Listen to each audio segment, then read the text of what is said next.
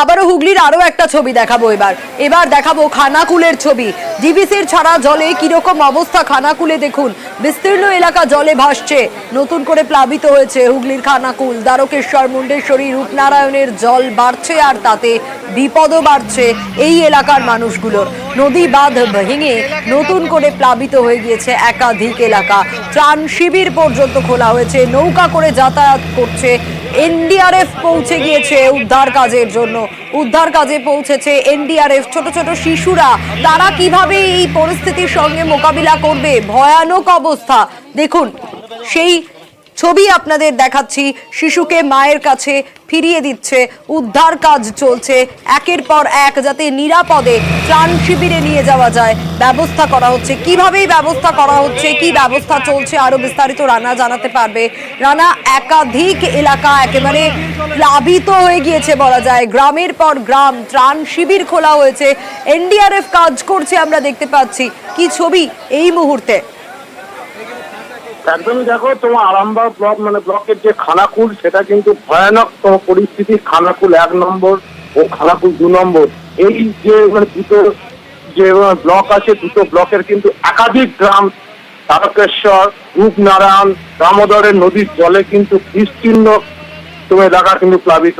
ফলে বাড়িঘর যেমন ভেঙেছে, কাঁচা বাড়িঘর ভেঙেছে, সেরকম পাকা বাড়ি দোতলা পর্যন্ত জল উঠে গেছে বেশ কিছু জায়গায়। সকাল থেকে কিন্তু এনডিআরএফ এর টিম তারা কিন্তু উদ্ধার কাজে হাত লাগিয়েছে। বিশেষ করে যারা শিশু, যারা এই ভয়ার্থ যে জল, এই জল দেখে তারা কিন্তু আতঙ্কে কান্নাকাটি শুরু করে দিয়েছে।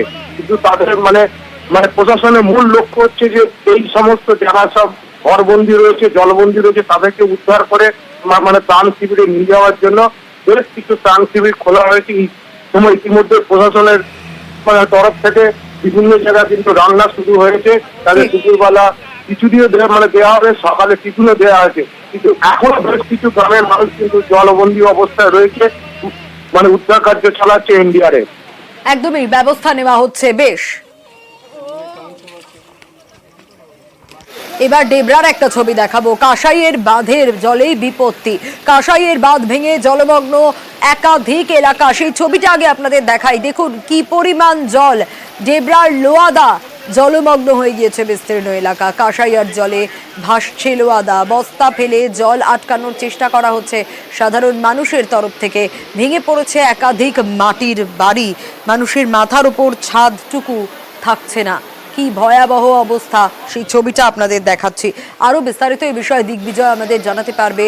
দিগ্বিজয়, এলাকা পরিদর্শনে বিধায়ক হুমায়ুন কবির তিনি যান। ত্রাণ শিবিরে কত পরিবারকে পাঠানো সম্ভব হয়েছে এখনো পর্যন্ত?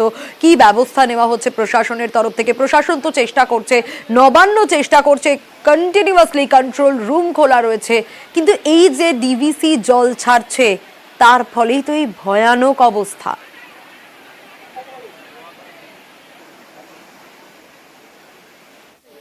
দেখো, ইতিমধ্যেই কিন্তু এই নিয়ে তৎপর রয়েছে ডেবরা ব্লক প্রশাসন। কারণ বিডিওর নির্দেশে এবং পুলিশ আধিকারিকরা গ্রাম পঞ্চায়েত প্রত্যেকটা জায়গায় যে সমস্ত এলাকায় এই ধরনের পরিস্থিতি তৈরি হয়েছে সেখানে কিন্তু ত্রাণ শিবির খোলা হয়েছে। লোয়াদা এলাকায় গতকাল রাত্রে নদীর ওপর দিয়ে জল বইছিল এবং তাতে লোয়াদা বাজার এবং তার পার্শ্ববর্তী এলাকায় জলমগ্ন হয়ে পড়েছে। বেশ কিছু মাটির বাড়ি নষ্ট হয়েছে এবং বহু মানুষ তারা কিন্তু জলবন্দী হয়ে পড়েছে। প্রশাসনের তৎপরতায় তাদেরকে উদ্ধার করে স্থানীয় গ্রাম পঞ্চায়েতে নিয়ে যাওয়া হয়েছে। ত্রাণ শিবির খোলা হয়েছে এবং তাদেরকে সেখানেই রাখা হয়েছে। এবং আজ সকালে বিধায়ক ওই এলাকায় পরিদর্শনে গিয়েছিলেন এবং তিনিও জানান যে তিনি প্রশাসনের উচ্চ পর্যায়ের আধিকারিকদের সঙ্গে কথা বলেছেন। ত্রাণের ব্যবস্থা থেকে যা যা করণীয় সেগুলো কিন্তু তিনি করবেন।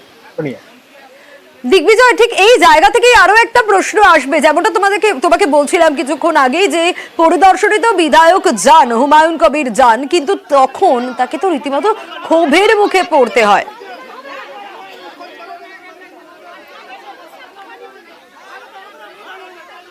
একদমই সোনিয়া, লোয়াদা এলাকা পরিদর্শন করার পরে যখন বিধায়ক 1 নম্বর অর্থাৎ নদী পেরিয়ে 1 নম্বর গ্রাম ভবানীপুর গ্রাম পঞ্চায়েতের ভবানীপুর এলাকায় যান, সেখানে কিন্তু নদী ভাঙন অনেক আগে থেকেই শুরু হয়েছিল এবং বেহাল যে নদী বাঁধ, সেচ দপ্তর কোনো কাজ করেনি সেই অভিযোগ তুলে বিধায়ককে কিন্তু সেখানে এলাকাবাসীরা তারা বিক্ষোভ দেখায়। সেখানে প্রধান ছিলেন, পূর্ত কর্মাধ্যক্ষরা ছিলেন, তাদেরকে ঘিরেই কিন্তু এলাকাবাসীরা বিক্ষোভ দেখান। তাদের একটাই ক্ষোভ, দীর্ঘ কয়েক বছর ধরে এই এলাকার নদী বাঁধে গর্ত ধস কোনো রকম কোনো সংস্কার বা মেরামতি করা হয়নি।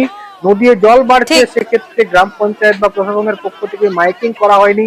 সেই নিয়ে কিন্তু এই নদী ভাঙন হঠাৎ করে ভেঙে যেতেই সমস্যায় পড়েছেন। যদিও বিধায়ক জানিয়েছেন যে ক্ষোভ করেছেন, এটা ঠিক, আমাদের যা কর্তব্য সেগুলো আমরা করব। বেশ। সোনিয়া।